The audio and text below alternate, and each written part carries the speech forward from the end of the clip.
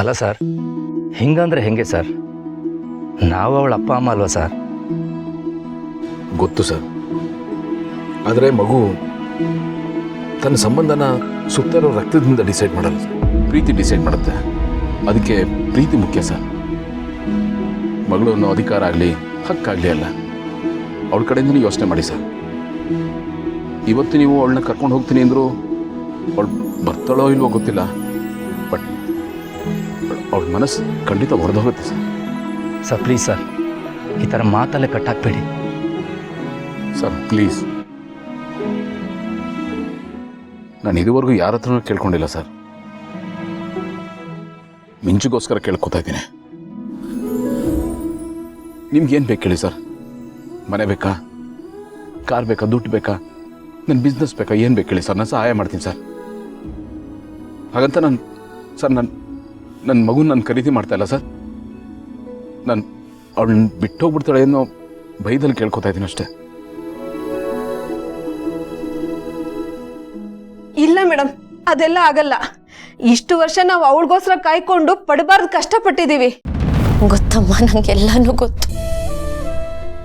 ಆದರೂ ನಿಮ್ಮ ಹತ್ರ ನನ್ನ ಮನಸ್ಸಿನ ಮಾತಂತ ಹೇಳ್ಕೊತಿದ್ದೀನಿ. ಒಂದ್ಸಲ ಆ ಪುಟ್ಟ ಮಗು ಸ್ಥಾನದಲ್ಲಿ ನಿಂತು ಯೋಚನೆ ಮಾಡಿ. ಅವಳು ಖುಷಿ ಎಲ್ಲಿದೆಯೋ ಅಲ್ಲೇ ಅವಳ ಮನೆ ಆಗಿರ್ಬೇಕಲ್ವಾ? ದಯವಿಟ್ಟು ಅವಳಿಂದ ಅವಳ ಖುಷಿನ ಕಿತ್ಕೊಳ್ಳೋ ಕೆಲಸ ಮಾಡಬೇಡಿ ಪ್ಲೀಸ್. ಇಲ್ಲ ಅಂದ್ರೆ ಅವಳು ನಮಗೂ ದಕ್ಕಲ್ಲ, ನಿಮಗೂ ದಕ್ಕಲ್ಲಮ್ಮ. ನನ್ನ ಮಗಳು ಕಳೆದೋಗ್ಬಿಡ್ತಾಳಮ್ಮ. ಪ್ಲೀಸ್, ನೀವು ನಿಮ್ಮ ಯಜಮಾನ್ ಹತ್ರ ಮಾತಾಡ್ಬಿಟ್ಟು ಅವ್ರನ್ನ ಕನ್ವಿನ್ಸ್ ಮಾಡಿಮ್ಮ ಪ್ಲೀಸ್. ನೀವು ಹೀಗೆ ಹೇಳಿದ್ರೆ ಹೇಗೆ ಮೇಡಮ್? ನಾನು ಅವ್ರ ಹತ್ರ ಒಂದ್ಸರಿ ಮಾತಾಡಿ ನೋಡ್ತೀನಿ. ನನಗೊಂದು ಸ್ವಲ್ಪ ಟೈಮ್ ಕೊಡಿ. Thank you.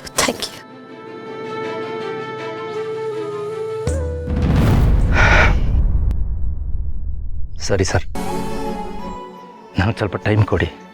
ನಾನು ಈಗಲೇ ಏನು ಉತ್ತರ ಕೊಡೋಕ್ಕಾಗ್ತಿಲ್ಲ ಸರ್. ಪರವಾಗಿಲ್ಲ ಸರ್, ಪರವಾಗಿಲ್ಲ.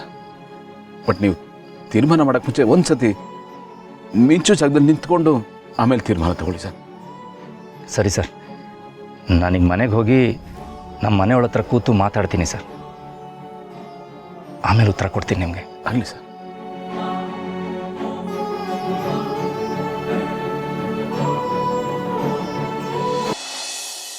ಅಮ್ಮ, ನಿಮ್ಗೇನೂ ಆಗಲ್ಲಮ್ಮ. ಈಗ ನೋಡಿ, ಇವತ್ತು ನಾನು ನಿಮಗೆ ಹೆರಿಗೆ ಮಾಡಿಸ್ತೀನಿ. ನನ್ನ ಹೆಸರು ಡಾಕ್ಟರ್ ಪಾರ್ವತಿ ಅಂತ. Please trust me. ಚೂರು ಕೋಆಪ್ರೇಟ್ ಮಾಡಿ. ನೀವೀಗ ಮಾಡಬೇಕಾಗಿರೋದು ಪುಷ್ ಮಾಡಬೇಕು, ಓಕೆನಾ? ಪುಷ್ ಮಾಡಿ ಸಿಸ್ಟರ್, ಹೆಲ್ಪ್ ಮಾಡಿ. ಮಾಡಿಮ್ಮ, ಪುಷ್ ಮಾಡಿ.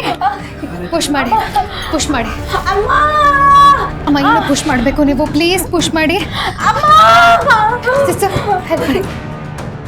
ಪುಷ್ ಮಾಡಿಮ್ಮ, ಪುಷ್ ಮಾಡಿ ಪ್ಲೀಸ್, ಪುಷ್ ಮಾಡಿ.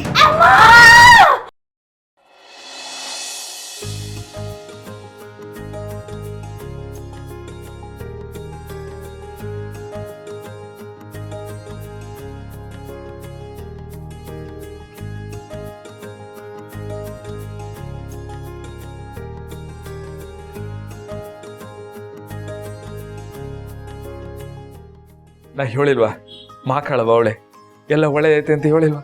ಎಲ್ಲ ಒಳ್ಳೇದೇ ಆಯ್ತದೆ ತಾಯಿ.